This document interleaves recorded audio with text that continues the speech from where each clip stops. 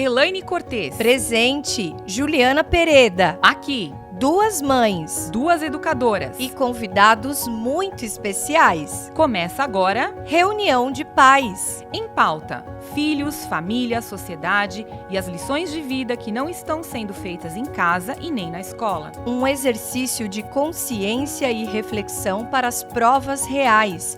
Tempo e espaço para uma autoavaliação. Afinal, quantos problemas precisam ser repetidos para que a gente encontre a resposta?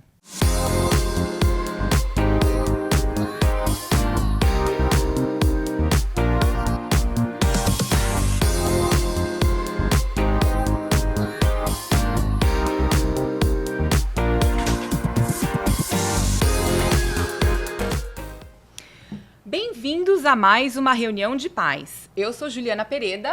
E eu sou Elaine Cortez. E hoje a nossa conversa será com Leandro Oliveira, casado há 14 anos com a Gláucia, pai de 2 meninas, mentor, terapeuta e palestrante. Ele é psicanalista clínico, especialista em psicologia organizacional e em psicologia da sexualidade, além de ser bacharel em teologia. O Leandro trabalha há mais de 10 anos com casais e é treinador dos cursos de casais e um que se chama Homem ao Máximo. Bem-vindo à nossa reunião de pais, Leandro.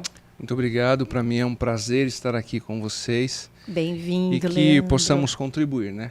Com certeza. Uma família melhor, um casamento melhor, uma criação de filhos melhor, né? Para que isso gere uma sociedade melhor. Exatamente. É isso aí. Então, já vou começar pelo problema, Leandro. Você trata de casais em crise conjugal.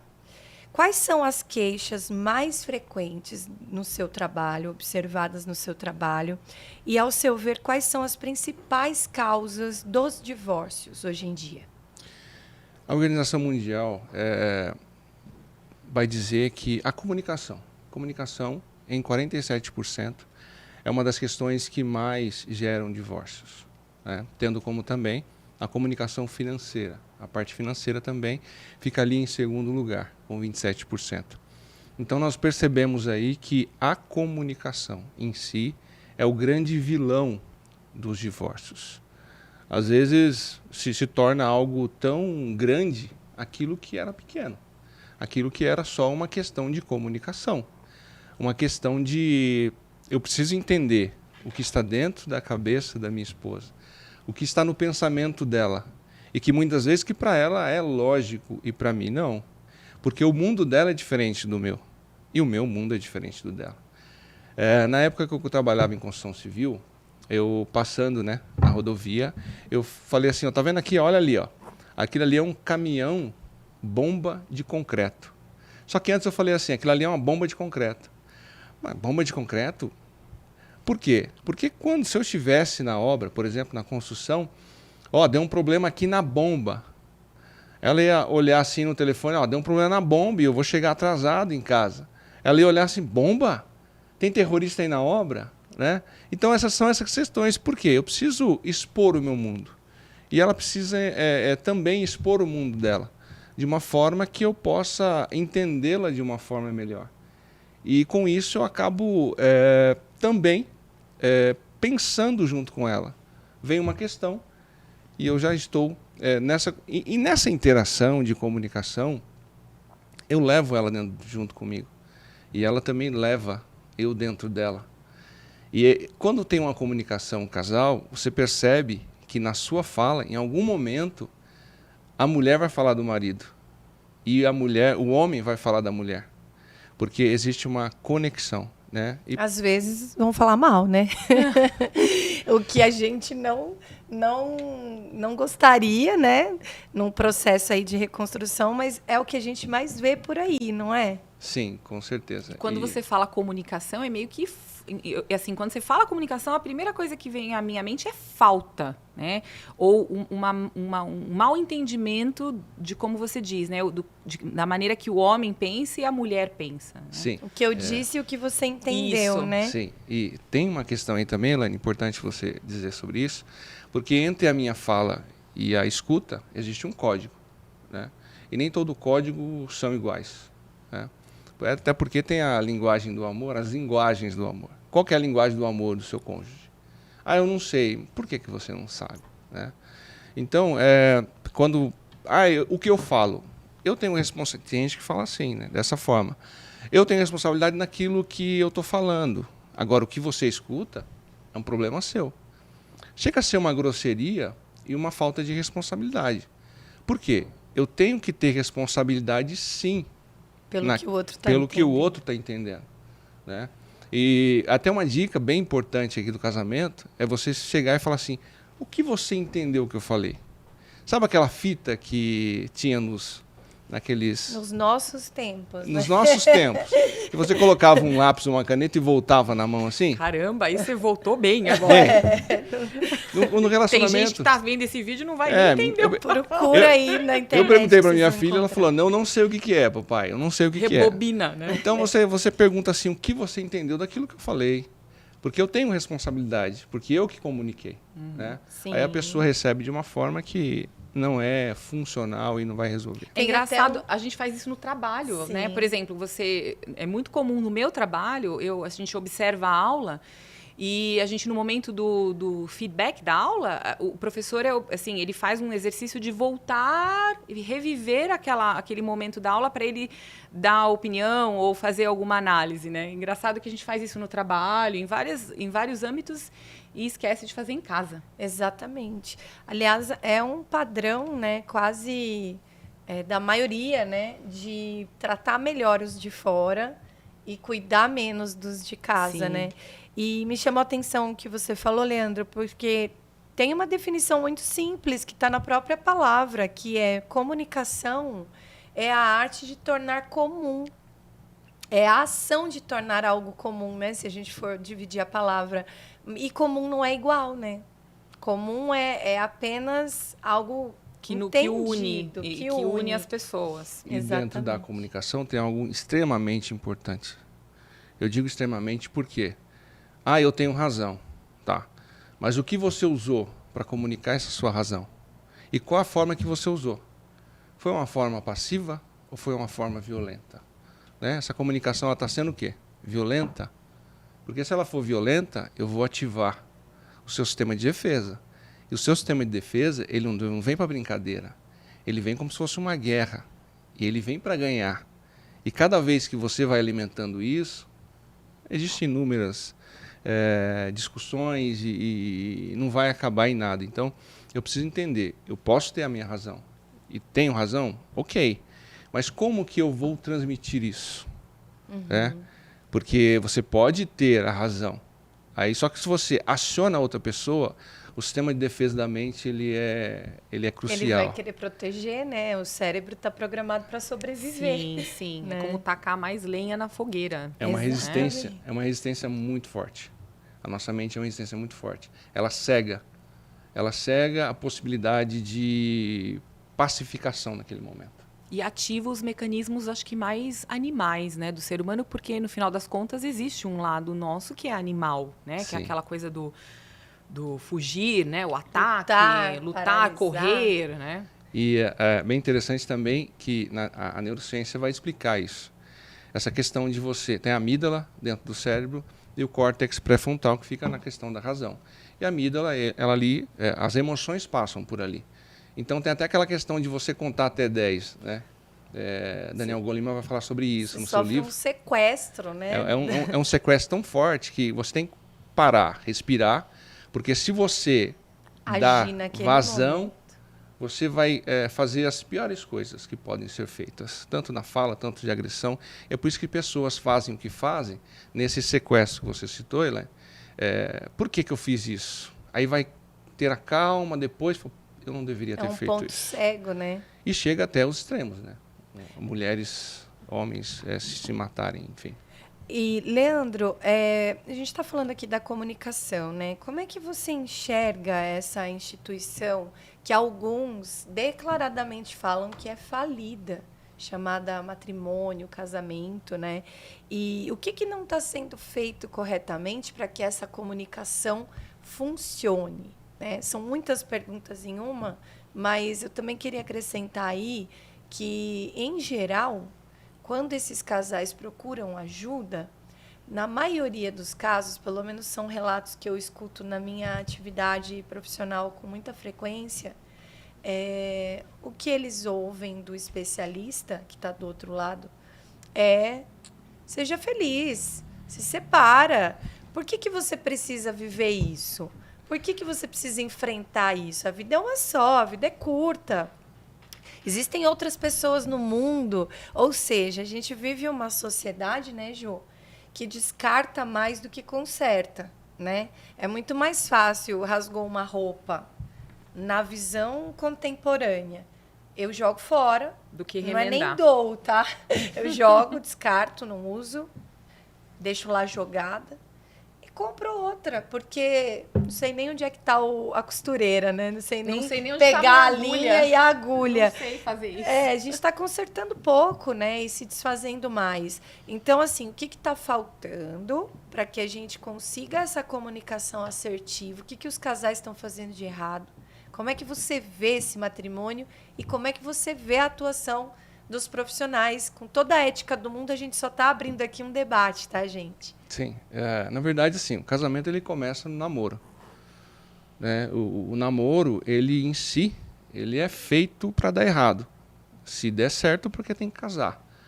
Eu estava dando um curso para noivos e desistiram 2. Eu fiquei o quê? Triste? Não, fiquei feliz. Por quê? Primeiro, a pessoa tem que entender o que é o casamento, né? E observar sinais dentro do casamento já no namoro. O namoro não foi feito para ter relação sexual, para, enfim, né? Conhecer a intimidade da pessoa em si, na questão fisiológica, na questão íntima, sexual, mas para conhecer o relacionamento. Fato, né? Conhecer de Né? fato. E entender que o casamento vem primeiro a relação e não o casamento. O que vem primeiro? A relação ou o casamento? Né? Porque sem relação não existe casamento. Porque se você não tiver um relacionamento com a pessoa, como que vai existir um casamento? Então, primeiro, eu preciso entender o que é o casamento. Né? As pessoas não investem para saber o que é o casamento. Hoje, quando você vai tirar uma habilitação, o que o Estado fala? Vai lá, faz o curso, faz a prova, se você passar, está tudo bem. Né? Eu quero me formar em medicina. Você vai lá, faz um curso lá, 6 anos, enfim, com 10, 12 anos você se forma com uma especialidade. Essa é a regra. Agora, qual que é a regra para casar? É verdade. A regra para casar é você lá, eu quero casar, ok, pode dar um nome. Deu o nome, ok. Quando que vai ser?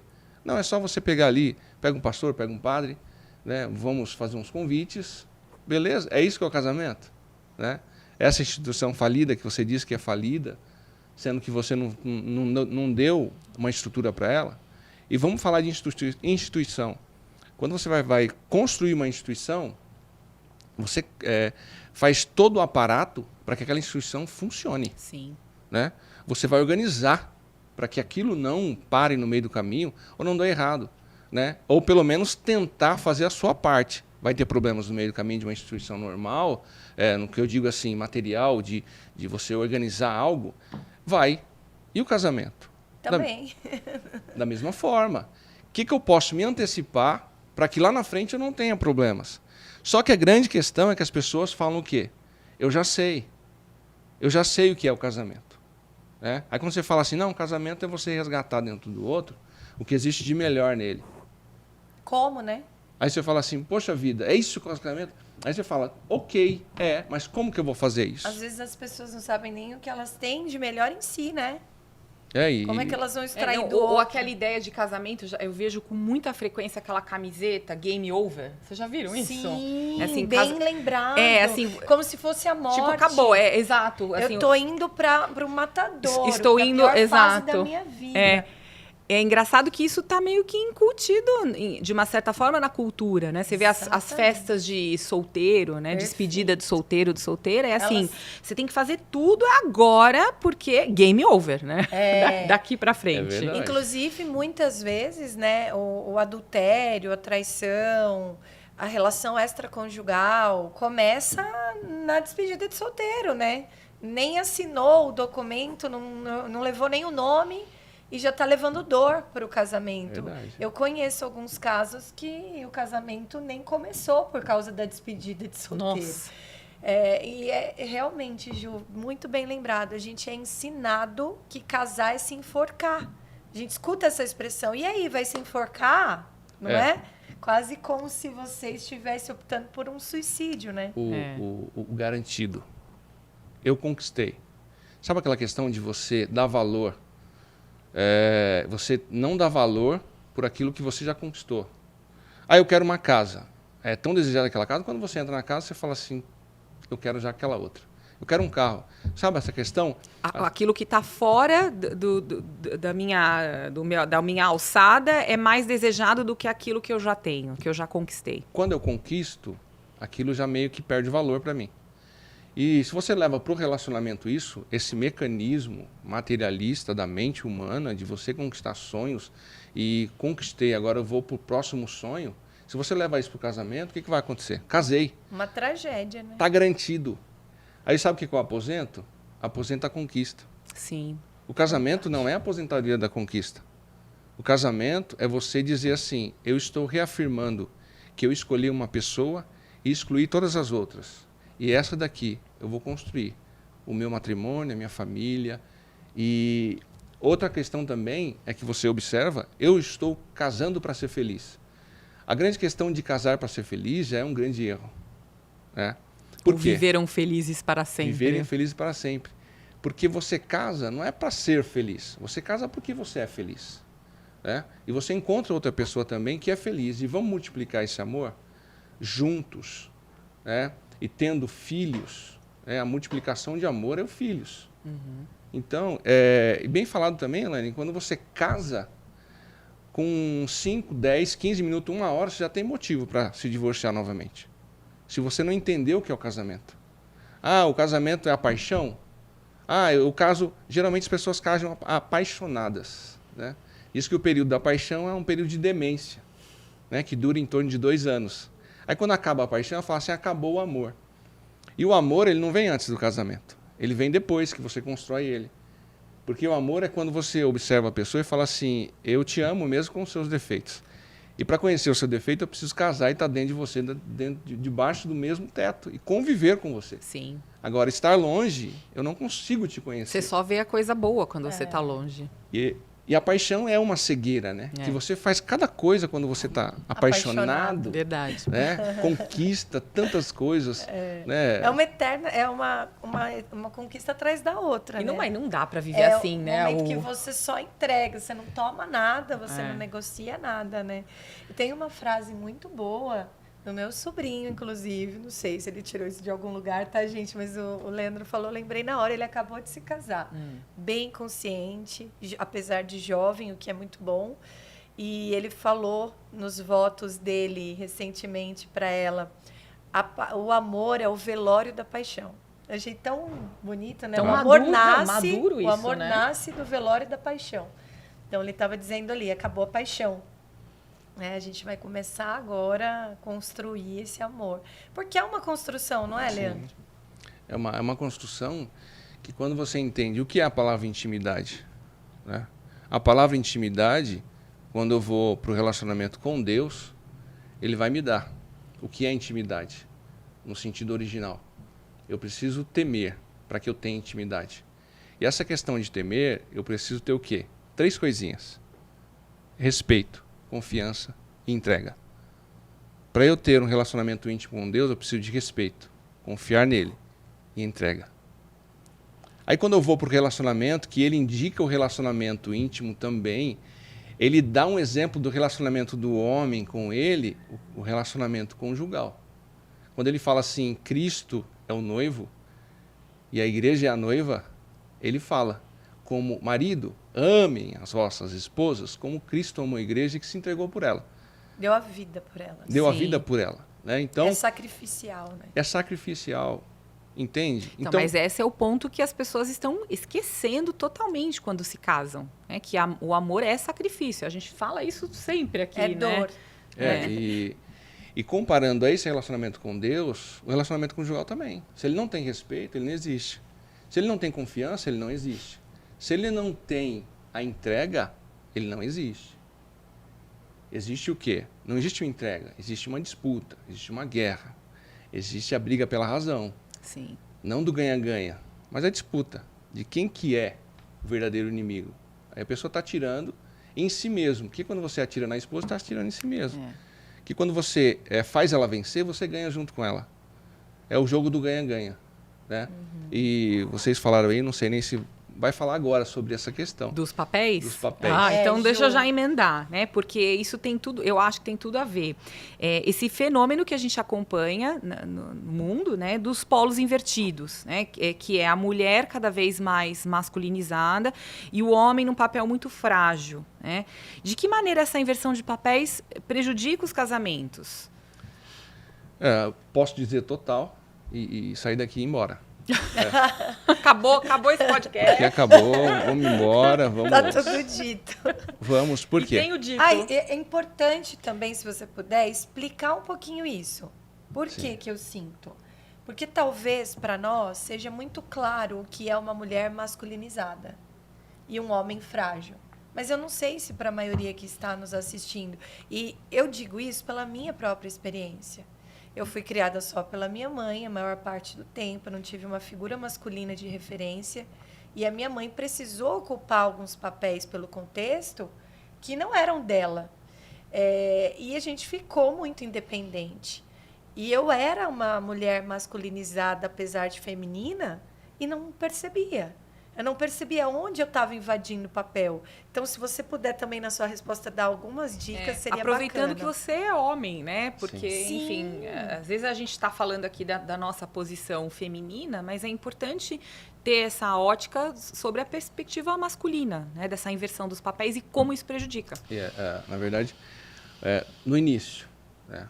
Quando você vai nos cromossomos, você já vê uma diferença ali. Né? O XY com o homem, XX com a mulher. Aí você percebe ali o porquê de tudo isso. Né? Você já viu alguma mulher vencer a São Silvestre na frente de um homem? Não. Agora já não sabemos o que acontecerá. Eu acho que ainda não, né? Assim, ainda não. Eu acho que ainda existe na São Silvestre o vencedor masculino e a vencedora feminina. A mulher biológica, não. Agora, Mas, como o conceito de homem e mulher tem ficado assim completamente confuso, talvez. Esses dias eu vi até um vídeo, né? A mulher querendo lutar boxe, lutar kickbox, enfim, MMA contra o homem. Mas foi na primeira trocação. Ele só acertou um. Acabou. Entendeu?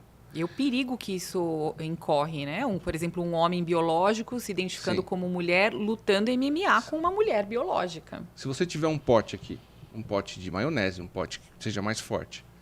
A minha esposa, ela vem assim pra mim, ó. Eu já sei o que é. É natural. É natural, entende? Quando a minha esposa coloca uma mulher para sentar, por exemplo, você vai sentar no colo do seu esposo. Automaticamente ele vai fazer isso aqui, ó.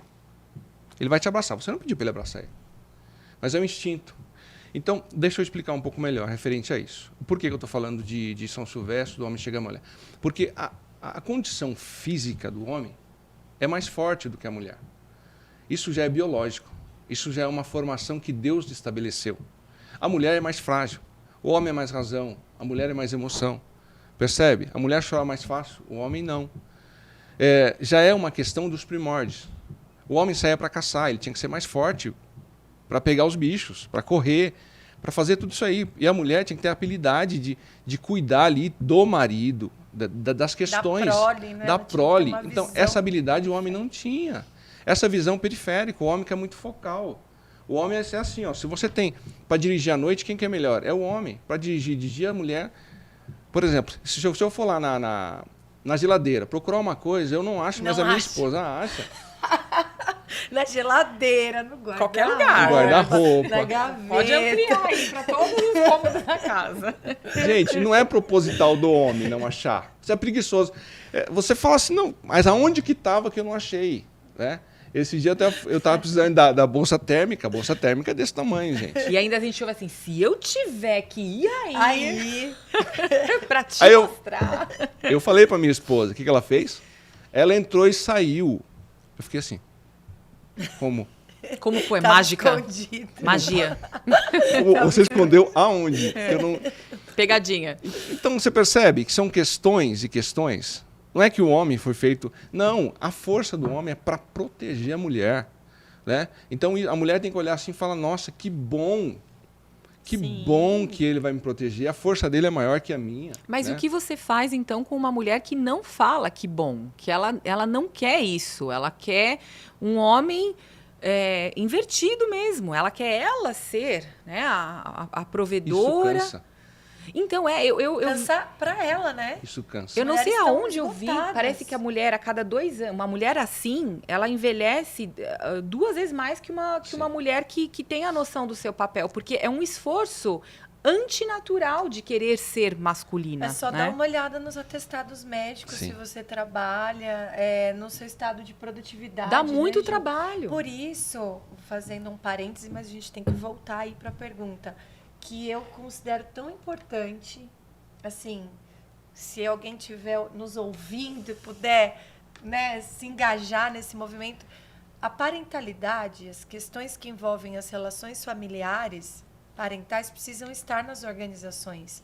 Porque às vezes a gente está olhando uma questão organizacional do ponto de vista da produtividade, do engajamento, do presenteísmo, do absenteísmo, enfim, todos os termos que são usados numa empresa para designar o resultado daquele profissional.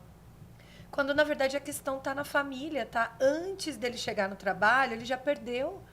Essa mulher que ocupa esse lugar, como é que ela chega no trabalho quando ela esgota? Percebe que assim, o que ela falou do envelhecimento, isso é fato. Isso é fato, é muito forte. Nitidamente você perceber, o casal tem a mesma idade, mas você olha para a fisionomia deles e fala assim, essa daqui domina quase tudo. E esse daqui tá ranguiloso e tá tudo bem. Isso, então, eu percebo que assim, fica fácil pro homem uma mulher assim Então, na mas vida por quê? dele, né? Porque ele quis uma mãe, ele não quis uma esposa. Né? E quando a esposa começa a questionar ele começa, aí entra o machismo, aí entra a agressividade. Porque ele quis uma mãe com relação sexual. Ele não quis uma esposa, uma ajudadora, idônea, uma auxiliadora. A auxiliadora vai falar assim, o que você está fazendo aí? Toma cuidado com a rede social, toma cuidado com a parte financeira, você vai tomar uma decisão, será que isso é... Então ele não aceita, aí ele vai se achar. E quando o homem se acha tanto assim, aí, respondendo a sua pergunta, aí essa mulher não vai entender esse homem. Né? Por quê? Porque ele não quer ouvir ela. Aí tem a agressividade, aí entra o machismo. Aí esses machistas, eles não querem uma esposa, eles querem uma mãe para ter relação. E isso não vai funcionar nunca. Né? Quando o homem entende a posição da mulher e a importância que ela tem do lado dele, a palavra idônea, que a Bíblia nos fala, é uma palavra de idônea, diferente. Ou seja, quando você fala ser a submissão, é você ajudar o homem a cumprir a missão. Uma auxiliadora. E eu vou pedir auxílio para quem não sabe nada? Eu vou pedir auxílio para quem sabe menos do que eu? Não. A mulher tem habilidades e habilidades maiores do que eu. Então, eu preciso dela para ser assertivo na minha casa e nas minhas decisões, seja ela qual for. Então, se eu, marido, empodero ela dessa forma, a mulher vai empoderar o marido da forma dele. Entende? A grande questão é que a guerra do sexo, o que a gente pode perceber, é uma guerra silenciosa. E muitas vezes agora está aumentando com a questão de feminismo, enfim. É uma guerra que é autodestrutiva. Os animais, eles não vão querer destruir a própria espécie. Você não vê um leão comendo outro leão. Você não vê um leão querendo ali... Não, eles só se defendem. O ser humano não, eles se matam. Eles se matam em vez de se unir. E a grande questão também é quando a mulher foi abusada de alguma forma do homem. Ela pega um sentimento contrário ao homem, um sentimento rejeitável do homem. Então, aí ela começa a tomar outros caminhos. E não é o caminho da funcionalidade da família, do homem e da mulher com filhos. E não dá para dizer quem saiu da sua posição primeiro, né? Assim, ou você consegue observar Se você pudesse colocar numa estatística a sua experiência de atendimento, você diria o quê? Que as mulheres são aquelas que saem primeiro das suas posições de auxiliadoras e querem dominar o espaço que pertence aos homens, e aí elas se tornam essas mulheres masculinizadas, e os homens, por consequência, se fragilizam, ou o oposto, os homens não estão ocupando seus lugares e as mulheres, por consequência, assumem o papel deles. Pela sua experiência, dá para dizer quem que está falhando primeiro, para a gente ter um ponto de alerta, ou os dois? O homem. Sério? Por que o homem? Quando você tem 7 vezes mais testosterona, por exemplo, aí você quer descarregar essa testosterona. E ele fica cego. Aí ele vai desde a sua infância. Aí o pai fala assim, você precisa ser homem. Aí vai tentar levar ou num prostíbulo, ou tentar motivar essa sexualidade dele. Aí é onde o homem fica cego. Aí entra na pornografia.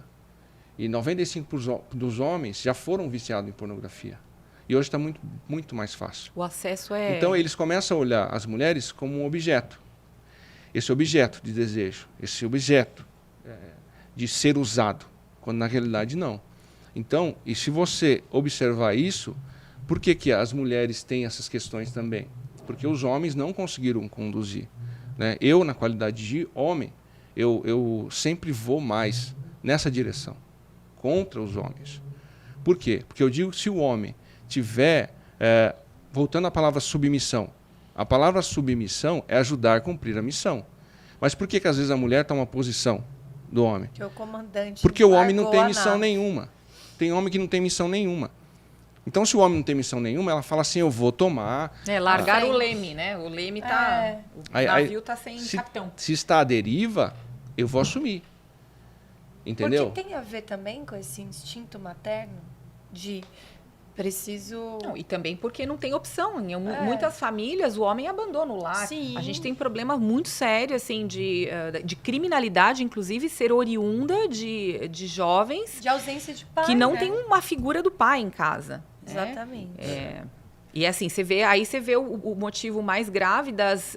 assim, as mães, elas assumem porque elas não têm opção, certo? Uhum. Mas como faz falta a figura paterna nos lares, para dar essa direção. Sim. E a questão é... Você percebe que, geralmente, as mães ficam mais com os filhos. Sim. Inclusive... Por instinto, né? Igual essa é a dúvida, né? Parece dar um nó na cabeça, né? Quem nasceu primeiro, o ovo ou a galinha? A gente já sabe, mas é a história da Tostines, né? Não está patrocinando o podcast, não, mas é só para vocês lembrarem. Normalmente, as mulheres são as principais cuidadoras, ainda. O que é péssimo, porque o homem precisa educar. Sim. Especialmente os meninos. Sim. Não é, Leandro? Pelo amor de Deus, manda um recado aí para os pais. Na verdade, assim, o homem, ele é o super-herói. Ele é o super-herói. Assuma o seu super-heroísmo. Você é o super-herói da família. A mulher é a super-heroína. E quem... o meu pai é meu super-herói. Ok. Talvez o seu pai não foi tão legalzinho com você, mas ele te deu o que ele tinha. E você tem por obrigação ser melhor que o seu pai. Só que qual que é a referência de herói que você vai dar para o seu filho? Essa é a grande questão. Aí ele vai olhar para o Neymar, para o Cristiano Ronaldo, esse é o meu herói. Não, ele tem que olhar para você, que é a referência. Você tem que ser referência dentro de casa. Como você trata a sua esposa, seus filhos vão estar olhando para você. Como que você gere a sua família. Agora é muito fácil, né? Eu chegar em casa e jogar videogame, ir para televisão e deixar a mulher fazendo as coisas que têm que ser feitas. Essa é a grande questão, né? E tem uma síndrome do adultescente. Sim, Nossa, a síndrome do Peter Pan. É maravilhoso. Do Peter Pan. Que pega quem? Pega mais os homens. Pega mais os homens. A imaturidade é tão grande. É o meu carro, é o meu brinquedo, Exatamente. é tudo, é meu videogame. Mas isso é culpa das mães? Porque se elas ficam a maior parte do tempo com seus filhos, elas estão educando mal seus homens, seus filhos. Eu sou mãe de menino, eu tenho essa preocupação. Assim, a primeira pergunta que eu faço, né? Não que a gente precise encontrar os vilões e os mocinhos, os culpados e os inocentes, mas assim, é culpa da mãe ou o que a gente está querendo dizer aqui é a mãe sozinha não tem competência para educar homens. Esses meninos precisam de uma referência masculina. A mãe sozinha não consegue dar as duas referências. Não existe mãe, né? Não consegue. A mãe consegue dar referência de mulher. Tanto para o menino vai olhar assim, nossa, minha mãe é referência de mulher. Eu quero uma esposa igual a minha mãe. A menina vai olhar, minha mãe é referência de mulher, eu quero ser igual a ela. Aí, em contrapartida, o homem vai fazer o quê com o menino? É o contrário. Ele vai olhar para o pai e falar assim, eu quero ser igual ao meu pai, porque ele é minha referência, ele é o meu herói, ele é meu super-herói. Minha filha pega em mim e fala, deixa eu ver seus músculos, papai. Porque meu pai é o Superman, é o meu super-homem-man. Né? Super pai-man, super pai-man. Ela fala, você é o super pai-man. Então, aí minha esposa alimenta isso. Né? Importante a esposa também, eu não vou dizer idolatrar o marido, mas ela dá referência e dá espaço para ele. E admirar também. Porque às vezes isso começa na maternidade, Sim. né? Você não Exato. deixa o homem pegar o bebê porque você acha que ele vai derrubar, que ele não sabe Exato. trocar, que ele não sabe amamentar. Só as mulheres fazem bem as coisas. Isso é um erro muito grave. Né? Eu fui fazer um arroz uma vez, aí minha esposa falou assim, nossa, o arroz está ruim. Quando que eu vou fazer de novo? Não vou fazer mais. Aí eu fui insistindo, porque às vezes existe uma necessidade, né, em alguns momentos. Eu falei para ela assim, eu sei que não está bom, mas tem uma paciência para explicar e ter uma calma, né, para não criar um bloqueio dentro da mente do ser humano. Né? Então, assim, é igual a esposa, vai falar assim, você não vai dar banho porque você não sabe dar banho direito. Já sentencia, né? Sentencia, aí o marido vai o quê? Vai recuando, vai recuando. Não, eu não tenho paciência de você lavar essa louça. Porque você é devagar. Porque você é devagar, porque você é isso. Ele vai bloqueando tanta a mente dele que ele vai tentando encontrar um pedaço de espaço. Só para o controle remoto. Na casa. Controle remoto ele consegue fazer bem. O que ele consegue fazer bem na casa? Ele vai conseguir fazer bem aquilo que você direcionar ele. Porque é aquela máxima, né? Aquilo que você foca, cresce. Então, se você focar nisso, o que eu fiz um dia? Coloquei lá como fazer arroz no YouTube. É tão fácil hoje em dia, né? Aí eu fui lá, fiz o arroz. Ela falou, nossa, como seu arroz ficou bom. Aí teve um dia que eu fiz a comida inteira. Ela falou, nossa, como sua comida ficou boa. Isso criou em mim e tirou aquela questão que bloqueava aquela questão de eu não posso fazer comida porque a minha comida é ruim. Sabe? Então, assim, as mães, elas vão fazer tantas coisas perfeitas que não deixam espaço para o marido, para que ele possa também avançar nesse sentido de educar, entender. de participar. E ela falou sobre energia. Se eu gasto minha energia, muita minha energia, vai ter uma hora que eu não vou aguentar. Eu vou fazer implosões, mini implosões, que vai ter uma hora que eu vou fazer uma explosão. Né? Isso vai gerar consequência para o casamento. Aí ela não tem mais paciência. Por quê? Porque ela gastou tanta sua energia com o papel do marido com o papel dela, com o papel do marido com o papel dela. É lógico, se você fizer o meu papel, eu vou relaxando e vou recuando, porque ela já está fazendo. Não, ela está fazendo, não tem problema, ela vai fazer. Ela vai fazer a compra, ela vai fazer a comida, ela vai fazer tudo, inclusive. Então eu vou recuando, não, ela já vai fazer, pode ficar tranquilo que ela vai fazer. Né? O posicionamento do homem, ele vai recuando. Então você fala, amigão, se você não se posicionar na sua posição que é devida e tomar o seu espaço, a sua esposa não vai sobrar nada de esposa para você. Aí você vai querer ter relação sexual, você vai querer sua esposa inteira, ela vai estar pela metade, nem pela metade. Vai estar uma fração dela só. Aí você vai, e você vai ter o que dentro de casa? Vai ter restos de uma esposa. Ou vai ter restos de um esposo. Nossa, e isso é parte do que é ensinado nesse treinamento Homem ao Máximo? Sim. Porque fala um pouquinho pra gente. A visão do Homem ao Máximo é você ter uma visão certa e correta do que é a sua família. Como homem, você olhar com os olhos de Deus para você mesmo. Como Deus te vê. O que Ele espera de você. O que Ele espera de um homem. Né? Inclusive, essa outra pergunta também tem a questão de papéis. A questão dos papéis, Jesus vai falar sobre a questão do homem e a questão da mulher. Ele vai falar em Efésios 5, ele vai dizer, sobre o marido ama sua esposa e se entrega por ela, como Cristo se entregou pela igreja. E mulheres, sejam submissas aos vossos maridos. Mas a grande questão aqui é que hoje não pode nem falar sobre a palavra submissão e nem, enfim. Porque ela é entendida de uma maneira distorcida, né? Você é o suporte da casa, você é a auxiliadora, você é uma questão, por exemplo, assim, um homem vai no braçal e a mulher vai ali controlando essa questão, né? Ele é o mais forte, ele protege a casa. Dar a vida, qual que é uma entrega maior? Né? E tem até aquela máxima lá, a galinha vai lá e deixa o ovo dela e sai.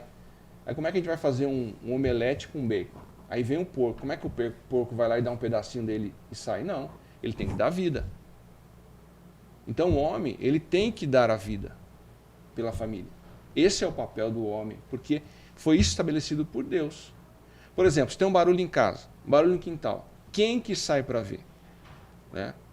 Tem que ser eu. Aconteceu comigo. Um barulho em casa, e eu fiquei assim, né? Tomara que esse barulho não aconteça de novo. Vai acontecer de novo. Aí eu olhei a minha esposa e falei, será que ela não vai levantar para ir lá? Mas não. Assim, não, foi milésimo de segundo. Aí eu sou eu que tenho que levantar, né? Não, falou, eu sou homem. Eu sou homem. Então, se tiver que morrer, vai ser eu o primeiro, né? Se vir o primeiro tiro, é em mim. Eu estou protegendo minha família. Esquece, né? Se eu tiver um peito de ferro, quem tem que ter sou eu, né? E se não é, problema seu. Você é o homem da família. Esse é o seu papel. Se entregar como Cristo se entregou pela igreja. E também as mulheres têm uma visão de que não há protagonismo nessa na missão, né?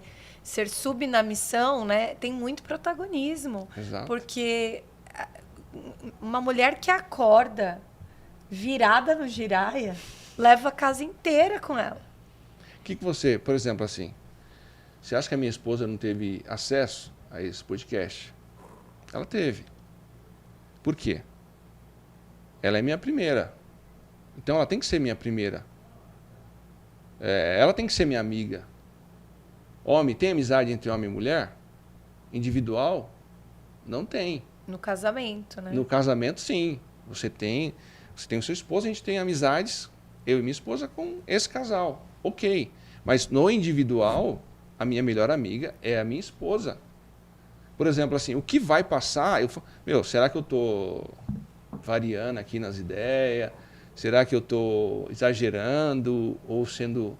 Ela é um crivo, né? Sim, a mulher é uma grande conselheira, no final das contas, né? E ela tem um olhar, né? e ela, assim, ela sempre faz diferença naquilo que a gente vai fazer. Nas minhas palestras, por exemplo, nos retiros de casais, quando vai final de semana, vai sexta, volta só domingo. Então ela tem contato em tudo e eu pergunto tudo. Tem hora que ela fica até meio... Você está perguntando para mim, você já sabe. Não, mas eu quero, sabe? Pô, Leandro, você já faz isso há tantos anos, mais de 10 anos para lidar com casais. Não, ok, mas eu quero. Eu quero a sua opinião. Se enxerga um pouco mais. Eu falei, ok, eu estou me enxergando, mas eu quero ouvir você. Sabe? É dividir a responsabilidade de você... eu vou comprar um carro. O que você acha? Esse carro aqui. Eu vou comprar uma casa. Onde que é? Então, a compartilhar, isso te alivia. E você não tem aquele estresse, aquela pressão de tomar uma decisão sozinho. Né? Que toda decisão existe resultado. Sim. E se a decisão foi tomada juntas, o resultado é dos dois. Aí senão a mulher fala assim para você, falei para você? Para não cair nessa, né? Exatamente. Bom, agora eu vou tentar juntar as duas próximas, porque eu acho que elas têm a ver. Isso aqui eu tirei do seu Instagram, tá? Uma frase que você postou. As massas nunca tiveram sede de verdade. Elas querem ilusões e não vivem sem elas, tá? É uma frase de Sigmund Freud. E aí, juntando com essa ideia de que a Elaine já trouxe no início da nossa conversa, do eu primeiro, do eu preciso ser feliz, a minha satisfação em primeiro lugar, de que forma você avalia que essas ilusões do mundo ofuscam a verdade na vida matrimonial? O ser humano, na verdade, ele quer fazer as coisas da maneira que ele acha que deve ser. E quando você quer fazer as coisas do jeito que você acha que você deve ser, você está se colocando acima de Deus. Então, é igual o adolescente. Quando ele quer fazer uma coisa que não concorda com o pai está dizendo, ele quer ser maior que o pai. Eu sei mais que você. Né? Aí Deus te dá uma condição, te dá uma orientação para viver uma vida abençoada, para viver uma vida feliz aqui. Aí você fala, não, eu vou fazer do meu jeito. Vai dar certo. Né? Qual que é o casamento que dá certo? É o casamento que observa qual que é o manual, qual que são as questões. Então, a verdade, a Bíblia fala que Jesus é o caminho, a verdade e a vida. Ninguém vai a Deus se não for através dele. Então, a questão da verdade. Eu achei muito propício essa fala de Freud. Né? Por quê? Porque as pessoas não querem a verdade. Porque a verdade ela é confrontativa. E ela dói, né? É dolorida. E assim, e quando eu falo a verdade para você, às vezes você quer uma pessoa que vai te abraçar, que vai concordar com você. Vai te iludir, né? Sim. Vai te dizer iludir. o que você quer escutar. Exato. Por que as pessoas fogem das pessoas que falam a verdade? Entendeu? Tem pessoas que eu me aproximo e eu quero, assim, ajudar. Mas eu percebo que tem horas que elas fogem do ambiente que você está. Como uma luz muito forte que ofusca, né? Ou nem te convida. Tá. Por quê? Porque você está ali com a verdade, você não vai voltar atrás com a sua verdade. Né? E por quê? A verdade ela remete à mudança. E o ser humano adora uma zona de conforto. Eu vou mudar? Não, esse cara vai trazer verdade para mim. E quando ele fala assim, mas cada um tem a sua verdade. Exatamente. Não existe uma verdade só. Cada né? um tem a sua... Porque é isso aí, a gente está vivendo tempos de relativismo da verdade. O que a gente fala para as pessoas que defendem, que advogam, no sentido de que cada um tem a sua verdade? Que é isso? Não existe a verdade. Mas no que está baseada a sua verdade? Essa é a grande pergunta. A minha verdade está baseada em princípios. Princípios que vêm há milênios. Princípios que me direcionam a uma vida abençoada. Amigão, se você não seguir a Bíblia, se você seguir a Bíblia, não tem como dar errado. Você já viu alguém seguir a Bíblia, os princípios dela, mesmo não sendo cristão, negando a existência de Deus, mesmo sendo ateu? Se você falar assim, será que Deus existe? Independente, se você seguir a Bíblia, você vai viver uma vida abençoada. E o céu vai ser um bônus. Né? Mas por que a gente tem que entender que aonde está a minha verdade é essa? Aonde está a sua verdade? Né? Quando Freud vai falar algumas coisas da psicanálise, eu achei muito interessante isso. Né? Quando eu me deparei com isso, eu falei, não, eu vou estudar a psicanálise. Por quê? Porque são muitos parâmetros que são comparados à Bíblia. Né? E muitas vezes ele fala, não, aqui foi uma ciência, foi refletiva, que eu peguei lá, enfim, de filósofos, de históricos, mas está na Bíblia, entenda? Então, se está na Bíblia, são princípios que eu tenho como verdade. E é aquela máxima, existe a minha verdade e a sua verdade, e a verdade de Deus. Tem gente que fala, né? E a verdade é real. Mas eu julgo como a minha verdade, a sua verdade é a verdade de Deus. Agora, eu quero aproximar a minha verdade com a verdade de Deus, para que eu esteja tão próximo dele e ele próximo de mim, que eu não saiba mais qual é a minha vontade e qual é a vontade dele. Por quê? Porque eu estou tão próximo e a minha felicidade é a felicidade dele. E é a oração de Jesus. Eu oro para que vocês sejam um comigo, como eu sou um com meu Pai. E você acredita que esse seria o caminho, então, para que essa família sobreviva, subsista, resista a todos esses ataques que ela mesma tem enfrentado, declarados, né? A gente tem visto nas redes sociais o firme propósito de destruir a família. Sim. A gente não vê uma luta por direito A, B ou C. A gente vê um foco central que é a gente quer destruir a família. Você acredita que esse seria o caminho, Leandro? Sim, eu não tenho dúvida. Então a questão aqui não é acreditar em Deus. A questão aqui é você obedecer uma verdade. Você pode acreditar em Deus ou não. Só que, meu amigo, não tem como você não acreditar depois que você seguir o manual. Uhum. Não tem como você não conhecer diversos filmes que foram feitos aí. As pessoas olharam Paixão de Cristo, por exemplo. Ele vai fazer o filme, ele se converte. Augusto Cury, por exemplo, um dos maiores ateus que existiu aqui no Brasil. Ele foi falando sobre Jesus, foi estudando, né? Estudando sobre o médico das emoções. Ele se Sim. converteu de uma forma que hoje você vai conversar com ele. Por quê? Porque ele se aproximou. E eu vou me parecer com a pessoa que eu me aproximo. Se eu me aproximar dele, eu vou conhecer ele de uma forma que a maioria das pessoas, ou grande parte das pessoas, não conhecem. Então, essa verdade que eu tenho que buscar. Não é sobre uma religião, é sobre uma pessoa, né? Mas é muito curioso a Paixão de Cristo, o relato de muitos atores que fizeram papéis assim coadjuvantes no filme, que relatam a conversão por estar imbuídos ali, né, nas gravações, né, na gravação do filme. A minha força aqui, ó, nós estamos em 3 pessoas, mas trazendo para o casamento, né? A minha força sozinha, ela é fragilizada. Se eu tenho a força de vocês, ela se torna mais forte, né?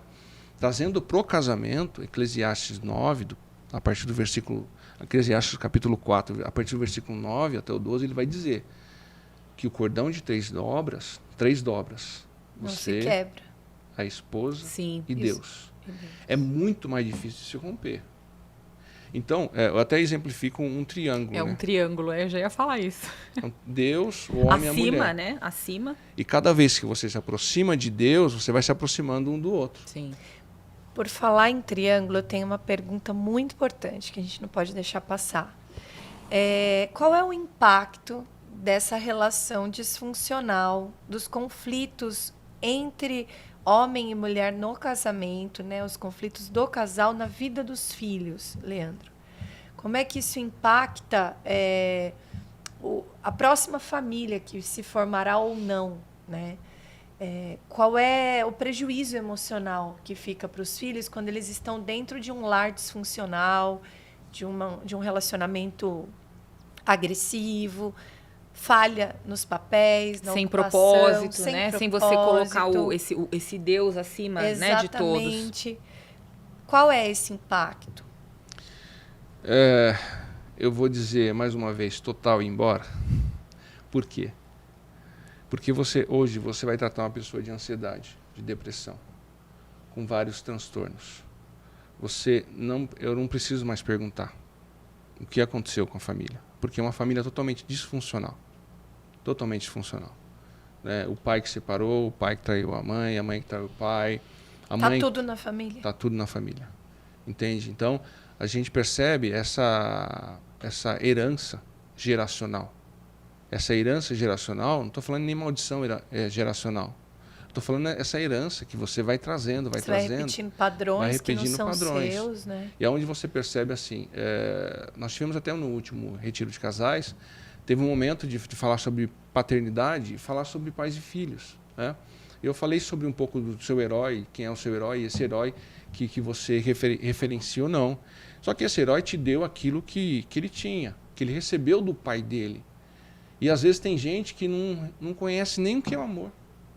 Como que a pessoa vai dar o amor sendo que ela nunca conheceu, nunca foi apresentado, esse aqui é o amor. Se a pessoa não conhece, como é que ela vai multiplicar isso? E se ela não teve, como é que ela vai multiplicar? Ela vai multiplicar do jeito dela. Ela vai reproduzir no final, né? Ensinar também, né? Com as tem referências pais, que ela tem pais que vai falar o quê? Esse dia eu estava com a minha filha, né? Ela tinha 4, hoje ela está com 5, já virou aí em novembro.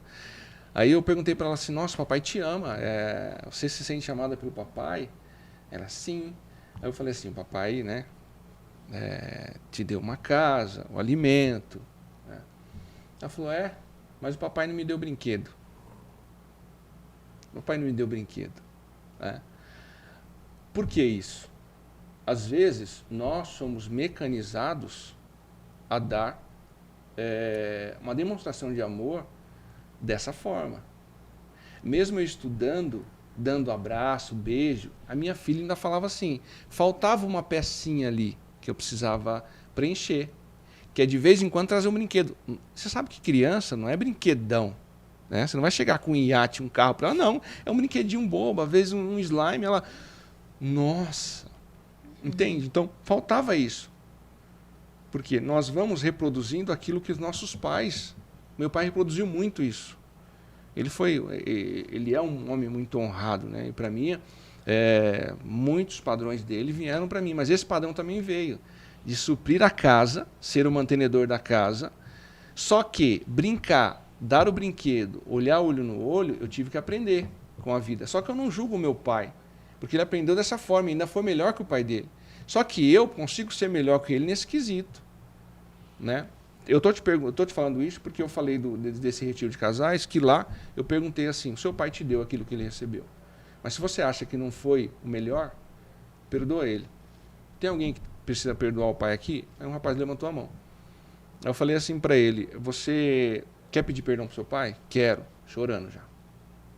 Eu falei assim, você tem duas opções, ou chegar em casa, ou você pode ligar para ele aqui agora. Você quer ligar para ele? Quero. Ele ligou para ele, não conseguiu, ligou para a mãe. Só que ele tinha que pedir perdão para a mãe também. Eu estava falando de pais e filhos. Aí ele pediu perdão para a mãe ali, chorando, a lágrima escorrendo. Um homem desse tamanho. Homenzão. Eu falei assim, ó, quando chegar em casa, você não perca esse estímulo que você teve aqui agora. Se apega nisso, independente do que o seu pai te fez.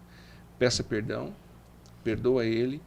E faz segue, uma nova né? história. Faz melhor, porque eu costumo dizer o seguinte, a gente dá o que recebeu, mas aquele que não recebeu é o que está mais apto a entregar.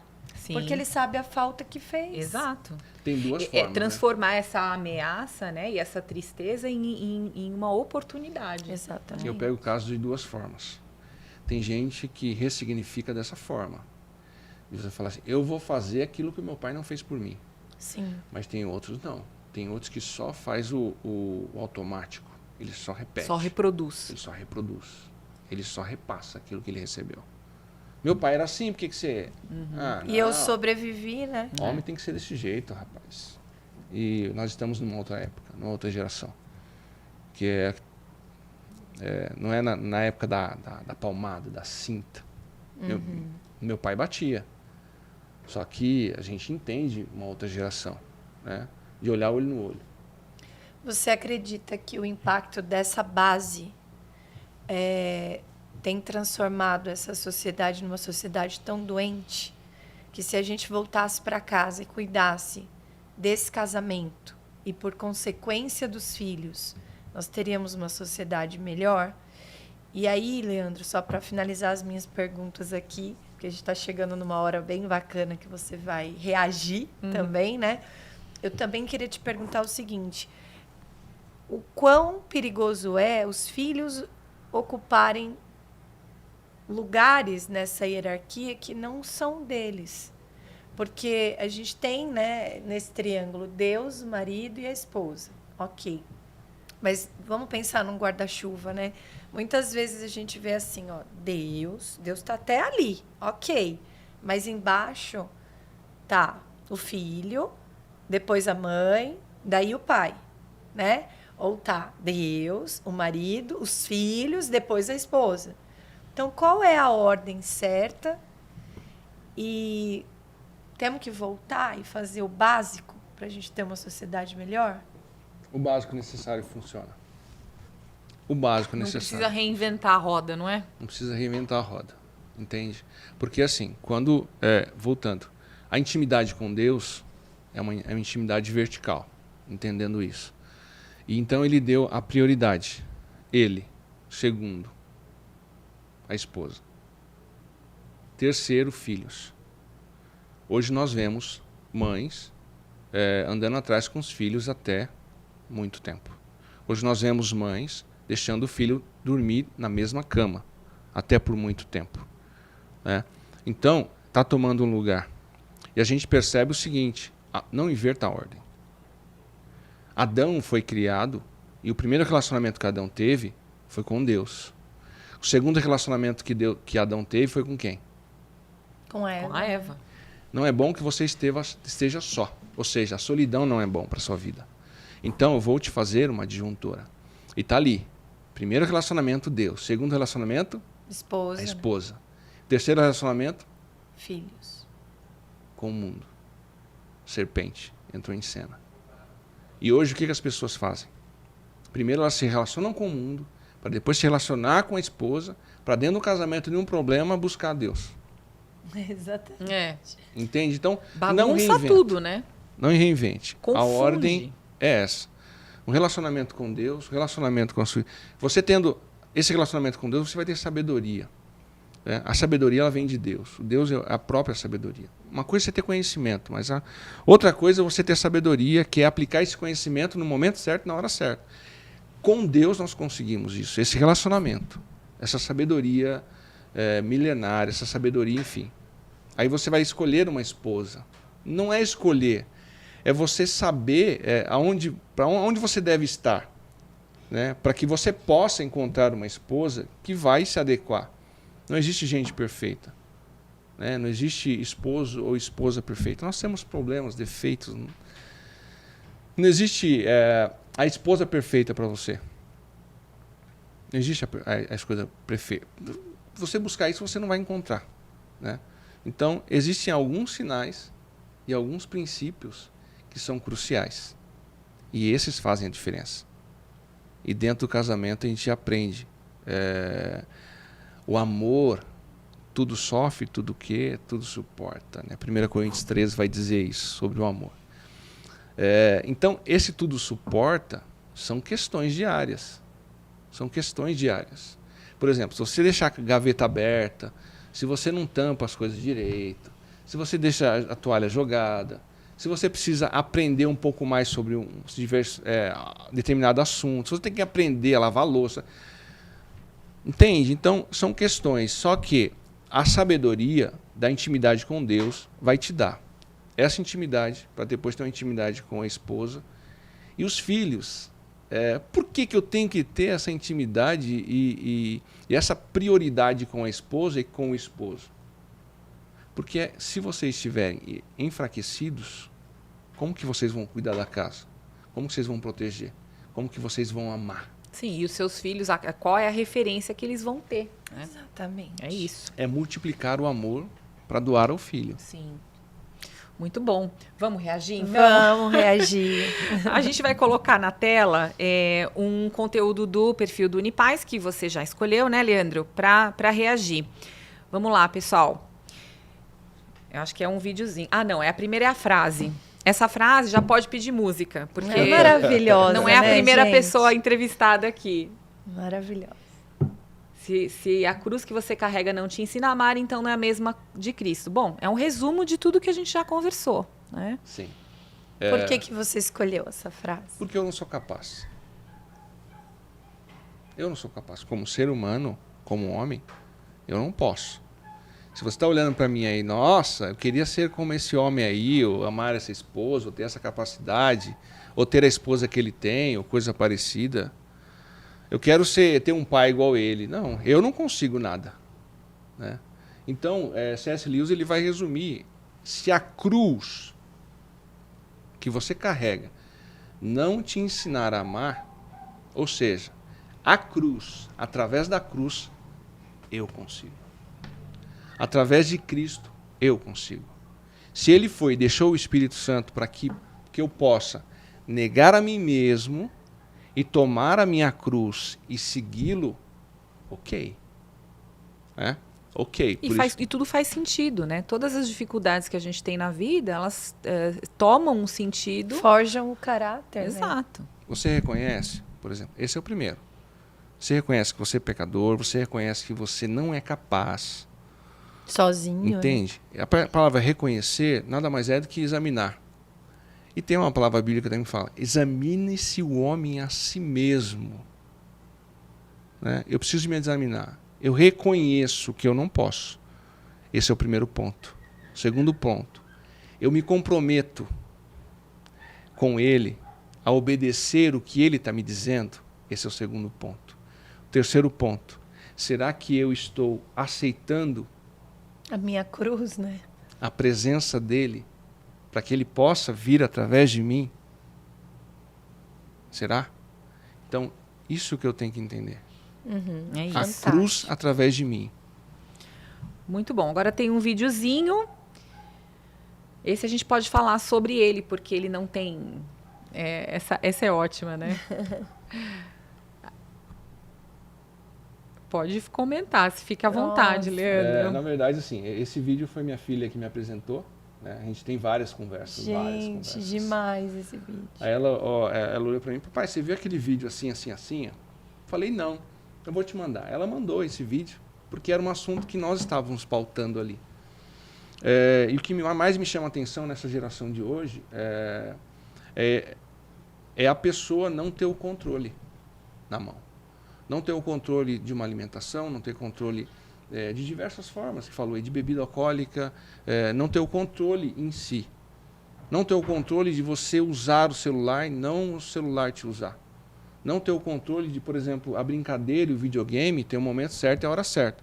Se eu estou jogando videogame com o meu filho, para interagir com ele é uma coisa. Agora, se eu estou deixando a minha esposa ou o meu filho para jogar, e outra, eu vou jogar o videogame e eu vou ter que ganhar o meu filho, eu preciso ganhar o meu filho, não ganhar dele.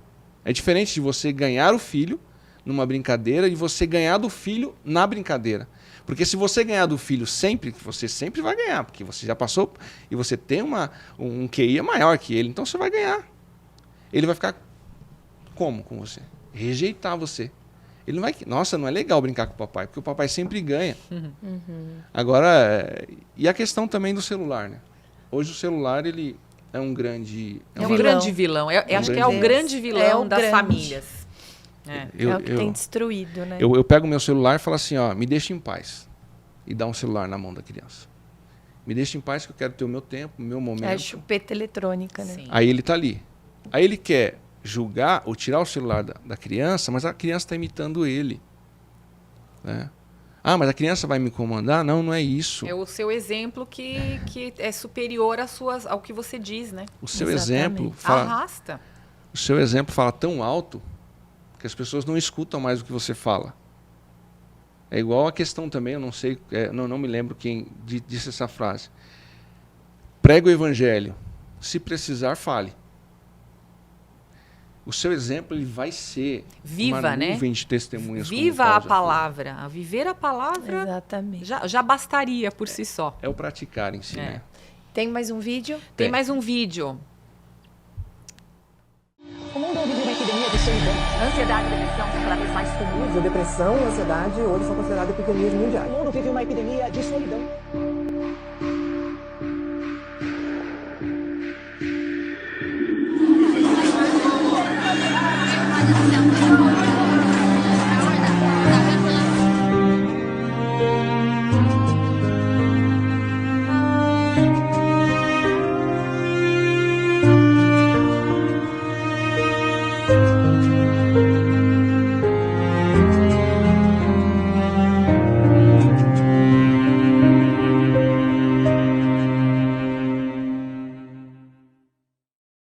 Epidemia de solidão.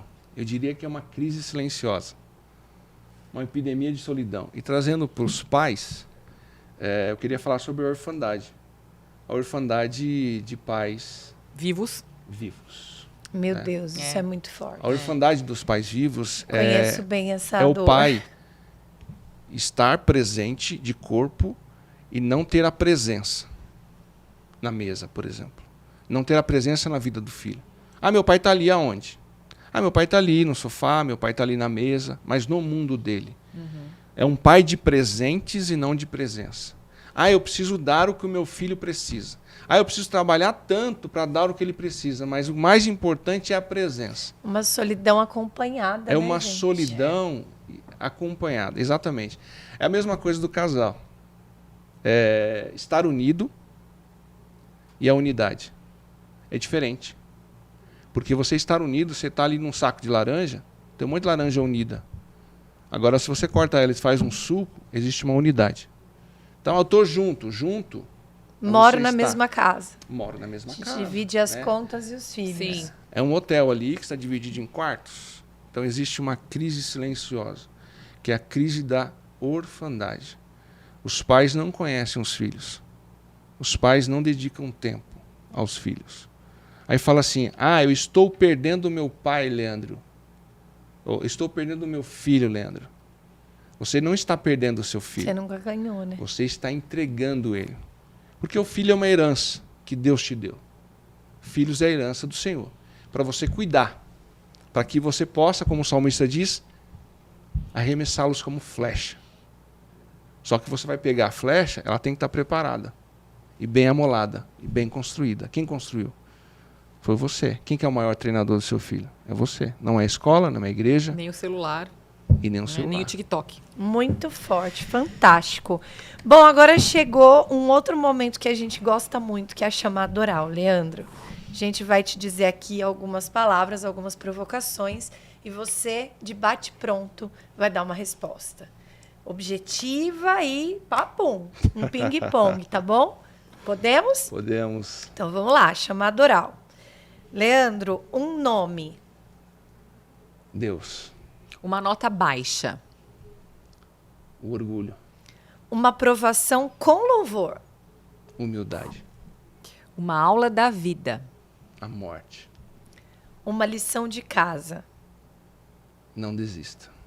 Fantástico. Muito Ai, adoro bom. essa parte É legal, também. é rápido, né? É. Então, para a gente terminar, qual é a dica cultural que você deixa para gente? Que conselho você deixa para quem está nos assistindo? Pais, mães, filhos, maridos, esposas ou pretendentes, né? Solteiros, casados, divorciados, enfim. Na verdade, o tempo é uma coisa muito preciosa que nós temos. O tempo é uma coisa que não volta. Né? Tanto aquilo que você dedicar vai crescer na sua vida e vai fortalecer. Então, o tempo com o filho, com a esposa, o tempo na mesa, é algo extremamente importante. Pode ser aqui algo básico, mas isso é extraordinário. Isso muda, isso transforma, isso molda caráter, isso salva vidas. Olho no olho. Você senta na mesa e... Oi, filho, tudo bem hoje? O que você precisa? Você quer me contar algo? E você ter esse olho no olho, olhar dentro da alma dele, conhecer o seu filho. E investigar com interesse, né? Então, assim, Investigar. você quer me contar algo? Não. Mas aí não parar por aí, Isso. né? O interesse, extremamente importante, o interesse. Porque muitas vezes nós não temos interesse pelos filhos. Né? E eu digo uma coisa também que é muito interessante. O filho, ele quer se sentir acolhido, ele não quer se sentir reprimido a todo momento. Né? Eu sei que os filhos têm que ter, até uma pergunta que você falou, os filhos têm duas coisas que o filho precisa, amor e limite. Porque se você cria um filho sem limites, você vai ter ali uma criança mimada, um jovem delinquente e um adulto bandido, grosseiro e irresponsável. Essas duas coisas. E você só consegue isso dando tempo para ele, investigando. E você precisa acolher e não somente reprimir. É fácil, né, reprimir o filho, mas acolher. Ele precisa primeiro do seu acolhimento, da sua confiança, para que ele possa ser seu amigo e assim você conduzi-lo como o maior treinador, o seu maior herói. Perfeito. Muito bom. Uma referência, desculpa. É isso. Acho que a dica foi dada, né? Sim. Investir tempo. Quem quiser te encontrar, como é que faz, Leandro? Quem quiser aprender com você, te encontra em que lugar? Eu tenho, recebo convites de palestra, né? Palestrante para casais, enfim, entre diversos temas, né? Ou para homens, ou para adolescentes, ou para casais, tanto retiros quanto palestras individuais num dia só, como também a própria terapia, né? Terapia também individual. Tem o meu Instagram, né? @leandrooliveira.sou.sou. Esse é o meu Instagram. Acredito que lá você chama no direct, ou eu, ou alguém vai responder. Perfeito. Muito obrigada, então, pela sua presença. O que a gente espera, né, Ju, é que essa reunião de pais possa ter te impactado de alguma maneira, possa ter despertado reflexão, inspiração também, né? Tenha sido útil para algo, de repente, algum momento que você esteja vivendo na sua vida, né, agora. Exatamente, porque tenho certeza que o Leandro, antes de se tornar especialista, foi um aprendiz. Sim. Então, quando a gente está disposto a aprender, a gente pode fazer diferente. E a ideia aqui é compartilhar o que pode ser aprendido, né? Então, muito obrigada, viu, Leandro, por esse convite, ter sido aceito, por tudo que você compartilhou com a gente. Obrigada, eu gostaria também de agradecer. E para quem está assistindo, se quiser sugerir pautas para os programas, pode enviar um e-mail para o nosso reuniãodepaispodcast@gmail.com. E não esquece de passar nas redes sociais do Instituto Extremamente e do Unipais, que são os nossos patrocinadores desse encontro. Muito obrigada, Leandro. Obrigado É isso eu. aí. Parabéns, né, por esse projeto, por esse... Acredito que tem atingido muito e tem contribuído muito, muito mesmo, né? Então, não tem como vocês mensurar o que isso vai gerar de frutos. Nós não temos como mensurar aonde isso vai alcançar famílias, que vocês não vão ficar sabendo. Mas o importante é que vocês tiveram essa atitude e estão continuando com esse projeto. Parabéns mesmo. Obrigada. Bacana. Até a próxima. Até a próxima pessoal. reunião. Tchau, tchau. Tchau.